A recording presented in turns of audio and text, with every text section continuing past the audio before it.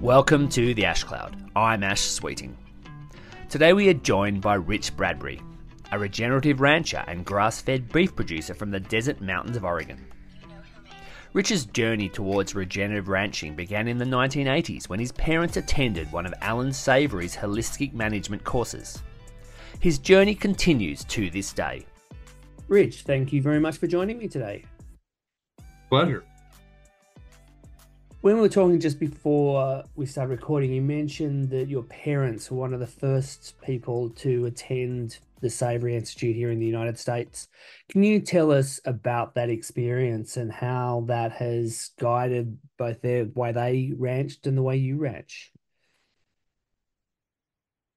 Yeah, it was really sort of a unique experience having them gone for so long. I think it's the first time in my life that they were gone for a huge chunk of time. And I actually went and lived with a family on another ranch, and so I got to see how this other ranch worked, and it was pretty fascinating. But I remember when my parents came back, I think they were looking at the world through sort of a different lens, and I was pretty young to I could see the transition, but I didn't understand all the transition. And but it was something that fundamentally changed their trajectory and the way they went about ranching. And wasn't long after that that um, we really started marketing our product different. We started utilizing our rangelands different and started asking different types of questions. And I think I learned it through participating with my parents, but as I grew older, I realized the influence that Savory had. And I actually got in trouble for this a while ago. I was talking about, I can't even remember what the specific idea of Savory's it was.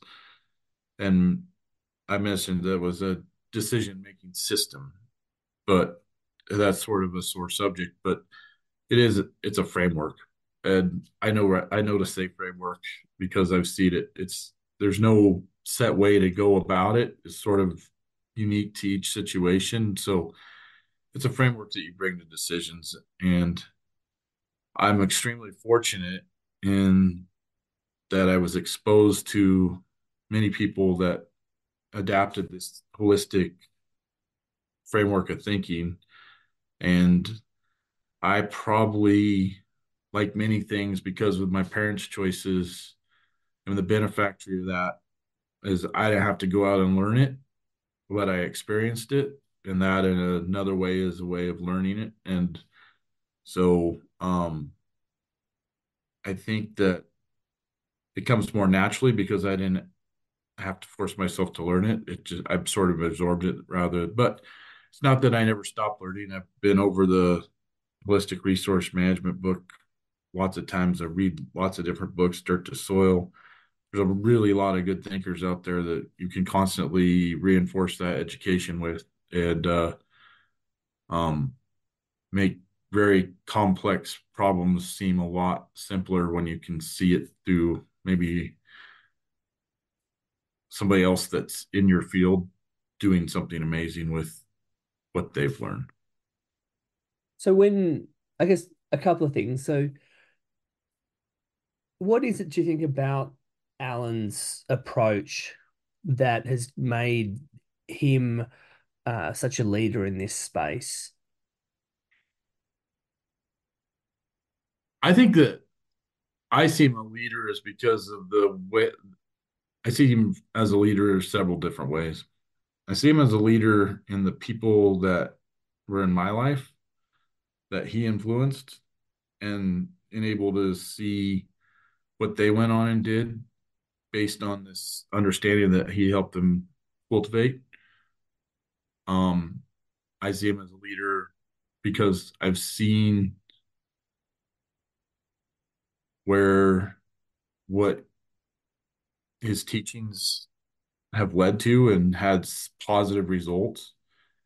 I I think I always find it I think his TED Talk was one of the most amazingly underrated, probably live speeches ever given. When you have take ownership of such a large mistake and say, this charted my path, my course forward, um, you don't see that in many speeches. You don't see somebody fall on their sword and then say, after that happened to me, and I'm talking about the elephants, um, and then persevere. That's something huge to overcome. Um,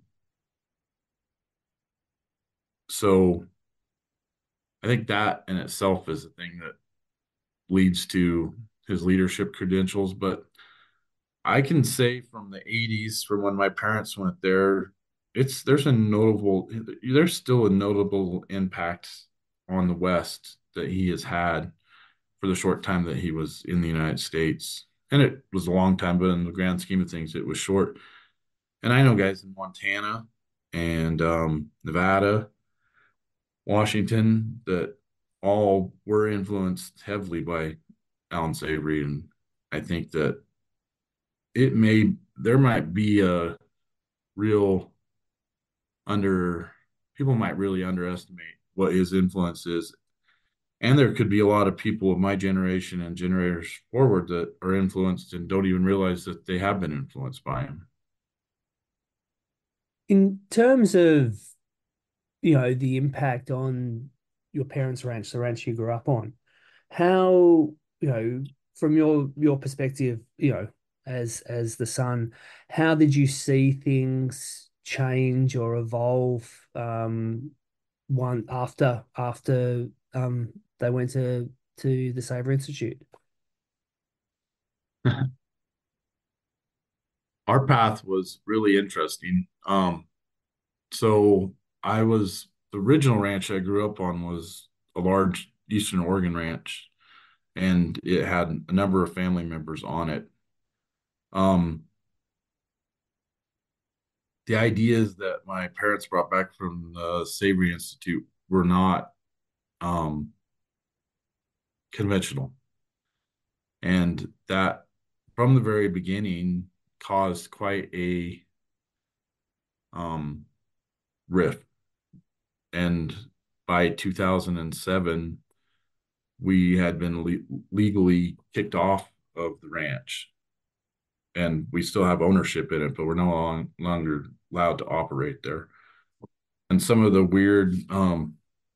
things that made people uncomfortable was um, feeding protein supplement during the winter and not haying certain parts of the ranch and allowing those cattle to graze on that forage during the winter when it was dry, which was taboo. And my sister, now we have a lease in northern Nevada where my sister and my brother-in-law ranch, and they don't feed it any hay. But we would have never got to that place had we not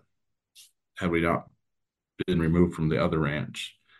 So in a way, it was sort of a tragedy. In another way, it was a positive because when we didn't have the constraints of the family perception of the year, this is how it's always been done. Don't shake the apple cart. Um, uh, then they were able to really blossom and take off. So my parents' ranch, while it's not as traditional um, as what it was when we started, is probably 3 to 4 times bigger. But it doesn't have the confines of what you would typically think a ranch is. And of my siblings, I'm the only one that still runs on any private ground. The other two siblings run on leased ground, but they run significantly more cattle than I do. And my parents have a interest in all three operations. You've somewhat already answered what my next question was going to be, but um in terms of how it affected communities and people's relationships. Of course, when you think of, you know, the regenerative agriculture conversation today, there's been numerous Hollywood films or documentaries about it. It's something that has very much crept into the mainstream, but back at that time, um, it was a very new and very different way of doing things. So you spoke about what happened within um your family and the tragedy of how that kind of affected relationships between members of your family. How was it within the broader ranching community? And then also, I guess, you know, were there any differences as you moved towards the customer with retailers, with wholesalers? Um, if there's anything you can share with in that space, that'd be great. Thank you. So, um, I'll I'll skip ahead to 2015 when we were standing as part of Country Natural Beef. We'd go do these in-store visitations and meet the customers. And in the late 2000s, 2007, 2008, 9, we were standing in these stores, and the people were kept asking us, why don't you do grass fed? And in our minds, it was impossible. I mean, the scale isn't there, but it nagged at us. And um, we started to explore different grass fed options. And it's an interesting thing because for most of the industry, grass fed still is impossible. And we've gone on and we started another co-op that's called Country Natural Beef, or not Country Natural Beef, I'm sorry, Desert Mountain Grass Fed Beef. And my operation is exclusively raises grass fed cattle. So I do still market a lot of cattle as 4 weights, 6 weights, but a lot of them still, a good percentage of them go into this grass fed program and get sold in Seattle, Salt Lake, Denver, um, not around the Boise area. And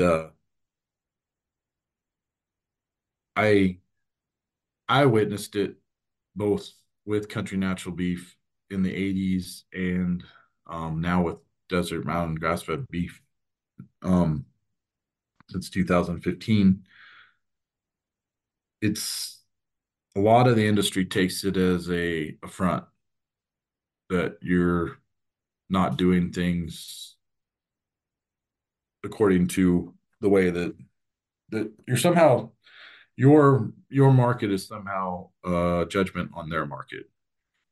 It's not. It's just a different decision on how you want to interact with your customers and what you want to talk about when you talk about what your beef is. I think that the grass fed thing has been a struggle to build the organization and group. I'm not sure I'm still with the group that I'm going to be with in the long term, or if I'm going to go more rural or local. But I know the one thing I know is that I don't ever want to stand in front of a customer and say that I raise feedlot beef.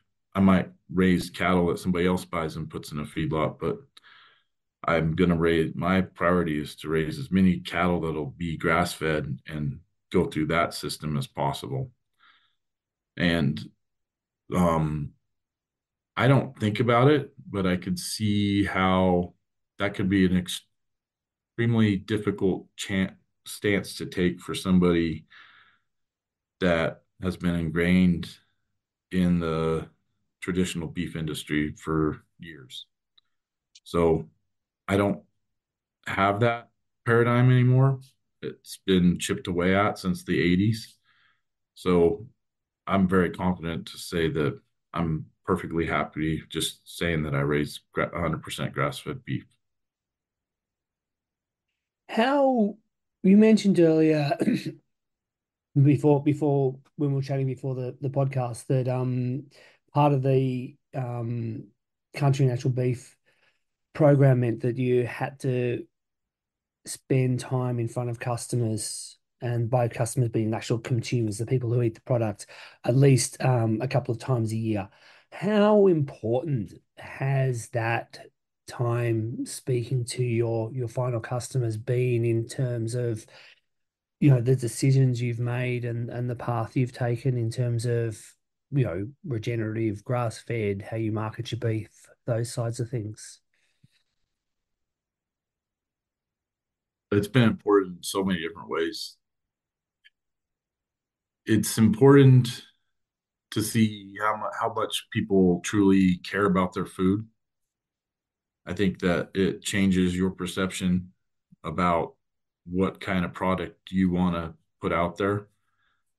Um, we've gone through several big transitions. The very first one in the 80s was the hormone free. And in the 80s, that's when, 80s, 70s, that's when the hormones were really being out there. They were really being marketed. So to step away from the hormones was huge. And then in the mid 90s, we went through this is all driven by our conversations with customers. This is what the customers wanted. It caused tremendous heartache and many, many meetings and thousands of miles of driving within these groups to change these procedures or things that came with traditional beef. And the I was just about to go to college or in my first year of college when Country Natural Beef tackled the antibiotic free. And that was a bridge so far to think that you would go away from antibiotics. And the reality is, nobody went away from antibiotics. They just removed the cattle that were treated with antibiotics and they went more into the traditional markets. And then the cattle that were antibiotic free, they went on to be in the program. And that was a small, it seemed when you look back on it, that's a small, simple solution. But at the time, going away from antibiotics was like the end of the world. And how are we going to survive? What was an antibiotic and what wasn't? Was sulfur antibiotics, or what's live? Anyways, um, I just remember the heartache that it caused, but it was all because somebody was stood in front of a customer and that finally heard what the customer was saying. And then you still to this day, you see the traditional beef industry trying to discredit the use, saying that antibiotics doesn't have that make that big a difference. Well, it may or may not, but it does make a difference to the people that are buying your beef. And ultimately, in business, that's who we're catering to. So, the next big swing that took a lot of heartache and a lot of meetings was moving to the Global Animal Ship Partnership and humane treatment of beef and low stress livestock handling. And I will say, probably Savory brought a lot to our operation, the Savory Holistic Resource Management. I would say the second biggest transitional point for our operation was to really adapt to and learn holistic livestock or low stress livestock handling. And we're still very much a horse and cowboy operation, but um, that was really that was a huge thing for our operation. And I can't even imagine going back to a time prior to just livestock handling. And but that was once again because we sat there with the customers and that's what we heard. And John Mackey at Whole Foods at the time, Whole Foods when we started this was still pretty small, relatively small regional grocery chain that had a couple outlets on the West Coast, but primarily was based in Texas. And as it evolved, we were one of his primary suppliers on the West Coast. And so when he decided that that was the direction that Whole Foods were going, we pitched in and tried to hammer out what that kind of program would look like. Am I happy with how the program looks now and the how it um, position it puts ranchers in, the margin, how it erodes at the margins? I'm not really happy with that, but I will say it's one of the probably the best things that ever happened to our operation. And I don't think we could have probably gone grass fed had we not had that component first. And then grass fed was the last and final thing, not the last or the final, but it was the last big transition we made, and that one's still very much in process. But regardless, it's really changed. And I've said paradigms here a couple times, but once you start raising cattle through the grass-fed lens, it sort of takes you all the way back to what you were learning, what my parents learned at Savory, because now you have different genetics, you have a different goal, and you might, when you have a grass-fed animal, it takes your, it makes you more of a long-term thing here because now you're not just raising a calf for 18 months, or you're raising that calf for almost 2 years. And that little bit of degree of difference makes a lot of, it makes you make a lot of different managerial changes. And it also makes you focus more on the genetics. I've probably spent more time focusing on my maternal herd than I have in the past. And what kind of cow do I really, what kind of animal do I really want in this grass fed world? Because I think a lot of times in a commercial, traditional commercial, a more marginal animal will still do well for you. But in long term, will you want a pretty, you want an animal that'll go out and convert feed well, take good care of herself. I think having a good mother and getting a good start is tremendously huge, but that's not different from conventional. But I think you got to pay more attention to those details. So I think in the long term, the customers have moved us a lot, and I think it's for more positive. So I think I'm internally grateful for that, and I guess it happens just about always at the right time. About what time you figure out one thing, then there's another desire. And so you just get reoriented, get on your path, and then you're solving a new problem, which um, I think is a really good thing in agriculture because I think that agriculture, if you allow it to, can get really repetitive. That's fascinating. The you solve one problem, but three or four, a dozen questions arise. So you think you're making, well, you are certainly making progress, but the battle up front, or the challenge up front doesn't necessarily get any less. You've mentioned country natural beef a number of times, so I just want to share with everyone the evolution of the co-op. Oh yeah, this is my one of my all-time favorite stories. It took them like 4 or 5 years to really get it going, and for a couple of years they didn't sell an animal, but they kept having these biannual meetings, or when something would come up, it would they they would they'd have a meeting and hopefully something would, and then very first year they sold one animal, and everybody fought about who was going to take it to the processor. So uh but it progressed, and I think the next year they did six and then 12. And this was with the bunch of ranchers that all had 200 plus head that they were trying to market through this one program, but they stuck with it. And there was some great people that came in and out of the organization and left their DNA in it.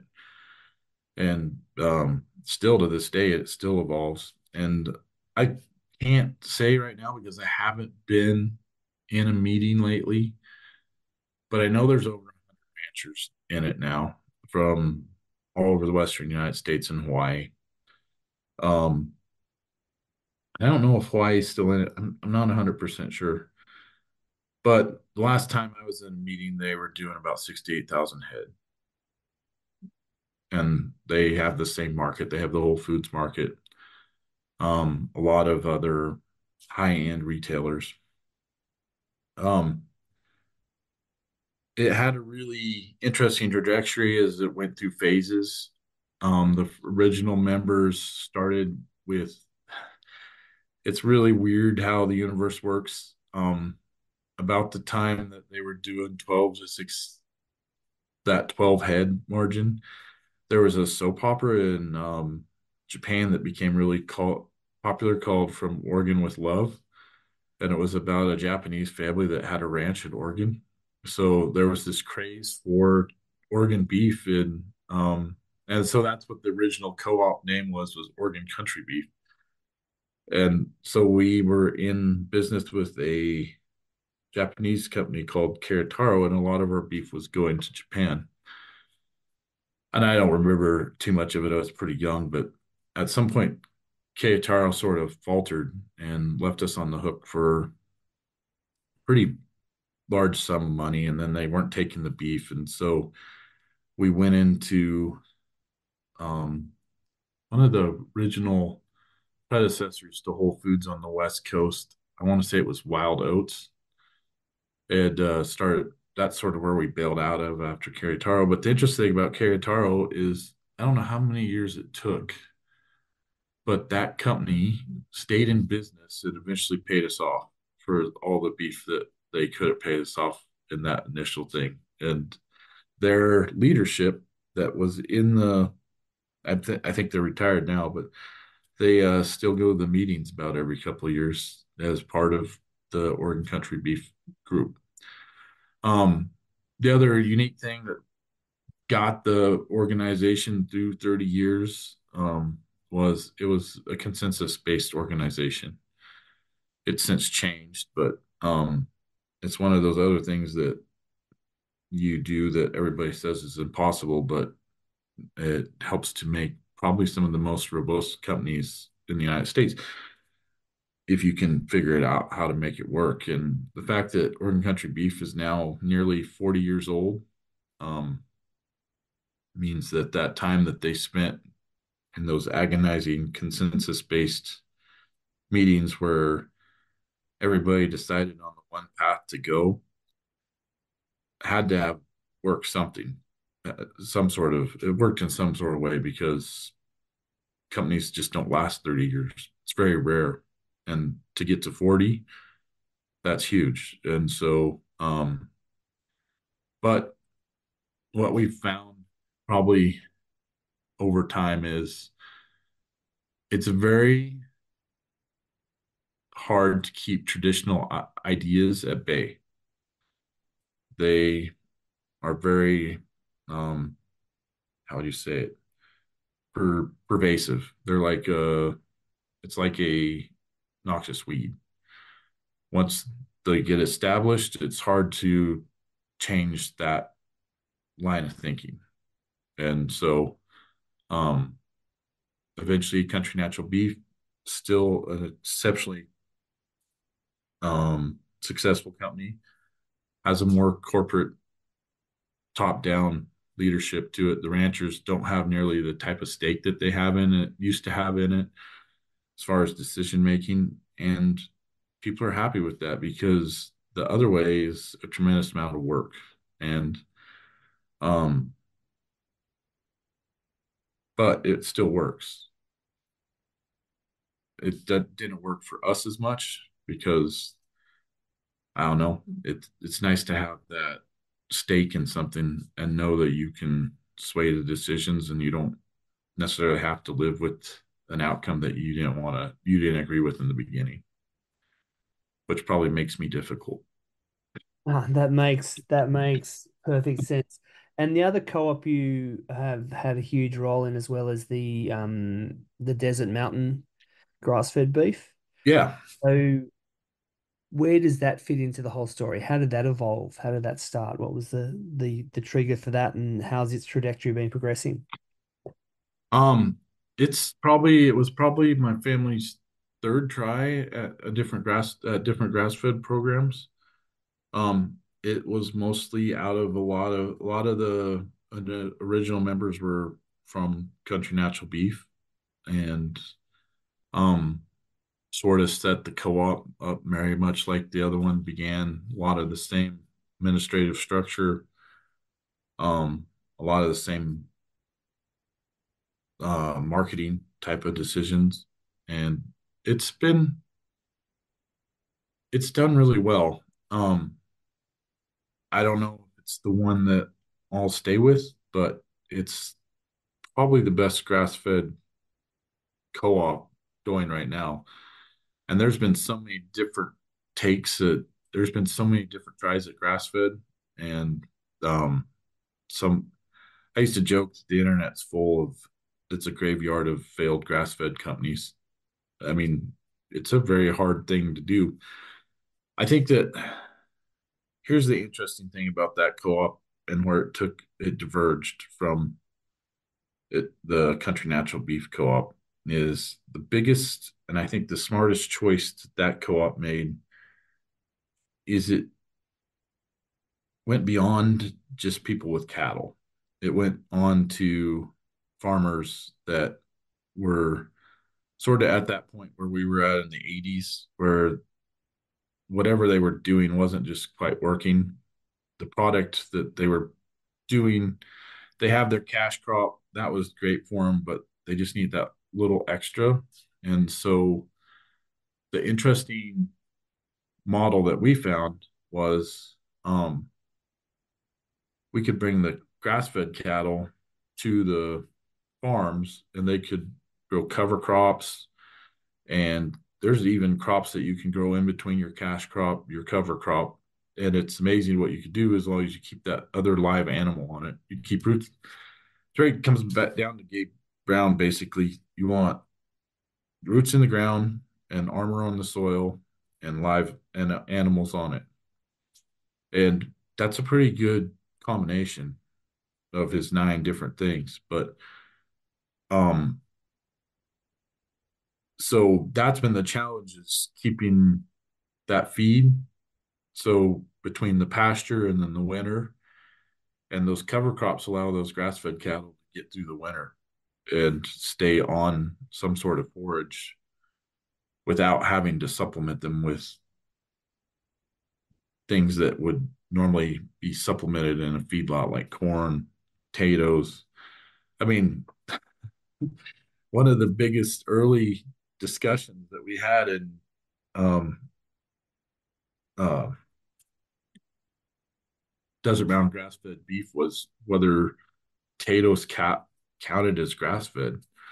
And one of my sisters had been involved with a grass-fed operation down around the Bay Area, and she adamantly believed that no, that you couldn't supplement potatoes and still call it grass-fed. And she and a few other members sort of believe that, and so because it's a consensus-based organization and not everybody got their way, but to this day they don't use tubers or grass-fed because it'd be really easy to go out and plant a bunch of radishes, fracking radishes, and graze that along. But they decided that that didn't count as grass-fed, so in its purest sense, so we don't do that. And I was looking at that with some guys in Central Oregon. They thought that that would be the it's really cool what you can do with the fracking radishes or the tubers and that kind of stuff. But in the long term, it wasn't what the group decided, so we just found different ways to go about it. How much was the conversations with consumers and things like that impacting decisions like that around the tubers and the radishes, or was it more something within the organization? I think the interesting thing about the grass fed is I think it's uncharted territory. I think it's something the consumers wanted, but didn't really have a path to how to get there. So they said they wanted it, so we're trying to give it. And then we got to sort of play off of their feedback. And my sister had the experience where the tubers were a problem with a previous grass fed group that she was with. So she sort of carried that on to this group. So she'd learned from previous consumers that maybe the tubers were confusing as far as whether they were grass fed or not. And when you get thinking about it, feedlots, especially in the Pacific Northwest, feed a lot of potatoes, and it can get confused. It's got to be really clear for customers, especially around the feedlot issue. I had there was a lot of people that tried different types of things around feedlots, like they'd buy um, circles and or pivots, and they'd build feedlots next to them, and they'd let the cattle out, and they could eat on the pivots, and they'd come back and they'd feed them at the bunk.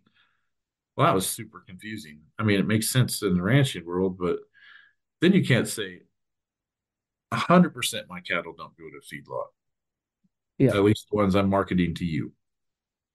And I have to be able to say that. But I also will go to the same store and say, hey, not all my cattle make it to this program. Some of them go to a feedlot. It's just the reality of the business. But my goal is to get 100% of these cattle grass fed. But the the market just doesn't grow that fast. it it's an interesting kind of window, I guess, into human the way we think that that hybrid system where you're basically using the best of both worlds. You're growing as much grass as you can and using that as efficiently as you can, but then you've got a backup being the bunk, because it doesn't fit into the the narrative that gets all the way to consumer, which is grass fed or grain fed, which is very binary, very black and white. It ends up slipping through the gaps. Whereas when you perhaps look at it from a environmental or ecological or sustainability perspective, by using the resources more efficiently or as efficiently as possible, it can be, it could really make a difference in that area. But it doesn't, the complexity of that gets lost as you get further and further away from the ranch and to the consumer. And I guess that comes a bit back to the urban rural divide and how, people in the cities just don't have, they don't know what a ranch smells like, feels like, what it's like to walk around one, those sorts of things. How do you see the urban rural divide as, um in terms of making your business more challenging, or in terms of the longer term, um trajectory of the industry? I think I will state, like I told you in the beginning, is when you're standing in front of a customer and you're talking about your beef in the store, that divide just completely falls away. And but as soon as you get back to the ranch or as soon as you go back to your kitchen, uh, it starts reemerging itself. I've been really studying regenerative agriculture probably since 2014. So this will be 10 years. Um, and the thing I struggle with is um, all the experts that want to tell me what products to use, what technologies to use, what I should be doing. I don't think I've ever seen an expert class rise as fast as I've seen the expert class that comes with regenerative agriculture. And I think that what I came up with in talking to the country natural beef and that evolution, we didn't have that expert class that came along with it. It developed over time. And by that time, we were already sort of the authority in that natural beef market. And so it probably didn't affect us as much. But the expert class in regenerative agriculture was there pretty much from day one. And why I love to go and talk in the stores to the customers, and once I'm in front of that customer, I really don't have any problem explaining how my operation works. My operation is very rare. It's a Oregon high desert cattle operation. We operate in arid environments, and cattle move tremendous amount of. I have a cattle drive that's 26 miles long that I bring 500 of my cattle and my neighbor's cattle back with 20 people over a period of 2 days, and it's hard to explain that when the expert that's telling everybody about grass fed lives in Kansas. They're never good. They might move their cattle in a trailer down the road 12 miles, but that's probably the extent that animal's going to see. So uh, what I found is I think that, see if I can rephrase this the way I explained it, is everybody has a fractional understanding of what everybody else is doing. Um, but I think the thing that gets discounted is the amount of investment and the amount of risk that I take on the front end. And it's the lion's share of the entire thing. As long as I have that cattle, I have it for the most amount of time and I put the most amount of money in it. And so what I have a hard time reconciling is people that have think that they should have more input into that without making similar investment and taking similar risk. And it's something that's really unique in the food system. And I bite my tongue a lot and I try and help educate people. But in the long run, there's a lot of people that don't listen because listening would affect what their business model is. And it puts us all in this weird position. I think that regenerative agriculture is going to overcome this expert class, but it's going to take a while. And I think the problem why it is that there's so many younger people and completely new people to agriculture. I work with a guy that's been in agriculture a grand total of 4 years. Um, Next year we're going to do we started a cattle project this year where we partner. Um, Next year it's going to be on some ground that he bought. He had a previous lease with it. He wants to run his own cattle, so we're going to partner with him. His goal is to be regenerative. His goal is to be regenerative, and so, but it takes a tremendous amount of lots of investment and a lot of time. And there's a lot of people that come in and they give you your opinion or sell you their opinion or sell you their service, but then they're gone.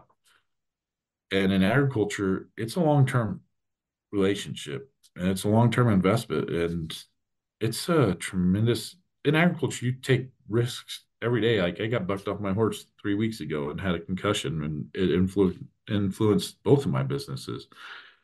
Um, so I guess that's what I struggle with. I want to have everybody get along. I want to have those great conversations um in those grocery stores, but I think that everybody ought to step back. I don't know if there's a good way for me to end this, but I think until we start, I think until consumers start realizing that the 2% of the world that's feeding them is also taking 80% of the risk and making 80% of the investment and sort of factoring that in, I think that our agriculture problem is just going to continue to have this divide. And it's a very tough spot to be in. And I am constantly working on ways to, and I know lots of people in agriculture working on ways to say, hey, we need this investment here, or we need this investment there. You want to put your money where your mouth is, or, but it doesn't very, there's some great people that are coming in, and a lot of new great people are coming into regenerative agriculture. So it's a process, but there's just so many other voices. That other 98% is just, it gets, you get hammered a lot. That risk reward relationship is something that comes up quite frequently, and very much so that it very much drives behavior. I was speaking to some people just recently from Spark Climate and about nitrogen fertilizer and nitrous oxide and the implications of that. And because of I guess, the risk rewards structure, people put on that extra 10 or 20 or 30% of nitrogen because if that was the best way of de-risking their business from a financial point of view. And it's that the take of it is very much that I want to have the food that's produced in the natural way or the less polluting way, but I'm not prepared to necessarily share the risk of the person who's actually making that food or growing that food. And I think what you're saying, a number of other things you said, the use of antibiotics, and in many ways, antibiotics are a safety net for the producers. We don't want the animals to get sick, so we'll just feed them every single day. And the risk to society with over use of antibiotics is, microbial resistance, which is a very real risk. But unless that risk is going to be shared, um, it's a big onus on the producer to actually have to take away their safety net without providing any reward on the other side. I think that one of the interesting things that I've learned in the last 10 years is simple is better. I have deleveraged myself out of so many solutions and gone so back to basics. And I thought my operation was basic, but I've strove to even make it more basic than what it is. I mean, probably as technically advanced as I was into everything. I was into the RFD tags and the genet. I paid some to get some of the most first DNA samples done.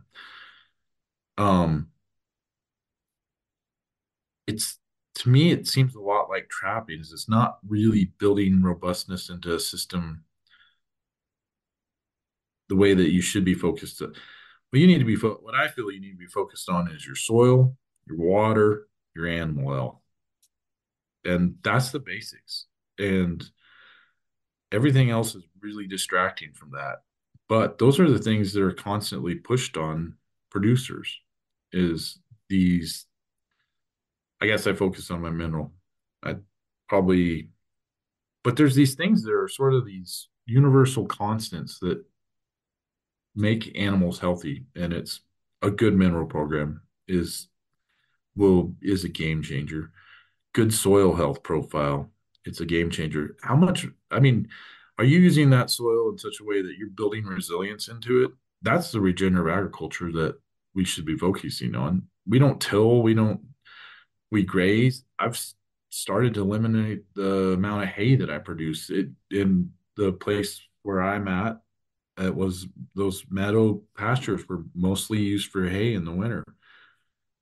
We started asking our questions: why are we paying for leases and moving these cattle to these leases when we could be utilizing and building soil resilience? So we did stuff that's completely counter to it in sort of this going back to the basics thing. And so the most technology that my cattle see are the electric fence, and when they get ultrasound to see if they're pregnant. And those are two proven types of technologies that we can use. And from what I've seen of most of the technologies that get thrust upon me, well, an Excel spreadsheet, um, they don't really add that much benefit to the process. Most of the tools that you need to do regenerative, you have already at hand. Where do you see the future of the beef industry?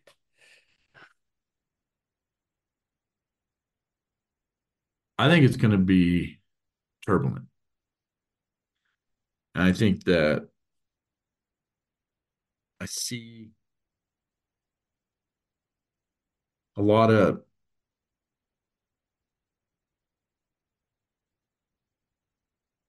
I think it's going to be a turbulent time, probably for the next 15 to 20 years. Um, I think that the society as a whole is really going back to examine what the food system, what our food system is. Um, and I think that there's a recognition. I think that I think a lot of people are starting to recognize that it needs to change for everybody's health. I mean, obesity, I've been working on losing weight myself, and I have a daily activity that's probably more active than most people, but I wasn't eating the right time. This trend towards highly processed foods and making them uh okay, that's not going to last forever. We That's not something that's sustainable. Sort of goes against the very idea. regenerative practices, we're not even practicing regeneratively on ourselves as a whole, as a society. And that transition is going to be turbulent because regenerative is a lot more of doing with less in a world of abundance. But the rewards for living a regenerative or operating regeneratively or living regeneratively are resilience, health, community, these types of things. But I think that's going to be, I think we can get there, and that's probably the only way. That's probably the only solution forward, and our world's going to look much better. But I think it's going to be a huge disruption, and it's going to affect the beef industry like it's going to affect lots of other industries. But I think we're at that tipping point, and I think if I got too far out my if I put my Nostradamus pants on too much, that I just sound like Looney Tunes. But I think that, and that's part of the reason why I'm trying to make my operation as basic as possible and take out those expenses that might otherwise hinder me later on, so that I know that I'm running as basic and simple and as healthy as possible, because I think that those are the foundations of getting through this next disruption. I I think if you overcomplicate, what is it? I think one of my favorite articles ever written, Will Harris wrote about the difference between complexity and oh, now I can't, I'm gonna blank on it. We don't understand really difficult systems very well. We do a lot better when we manage for the things that we can understand.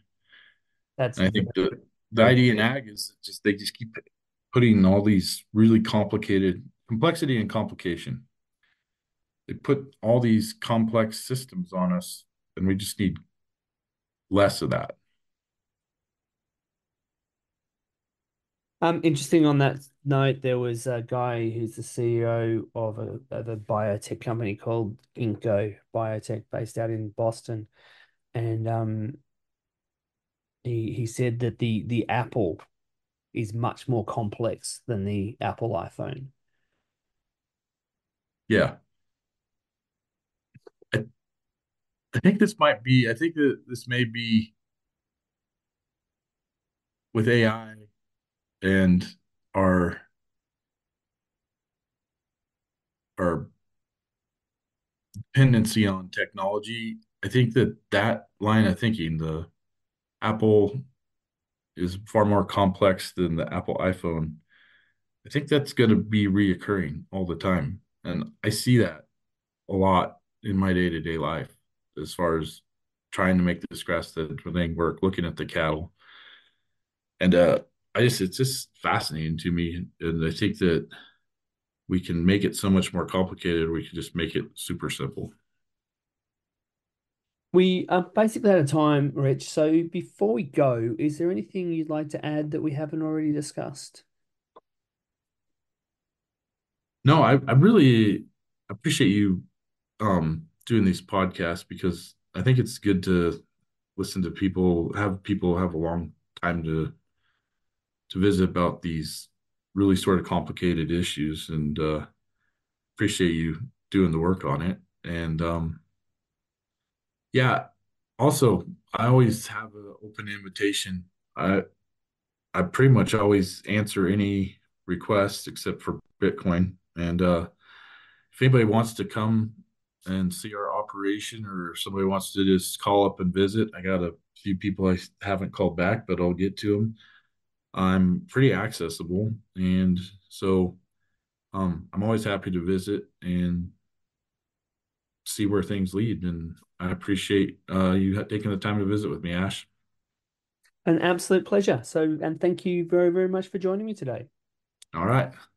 You've been listening to The Ash Cloud with me, Ash Sweeting, in conversation with Rich Bradbury, recorded in California in September 2024.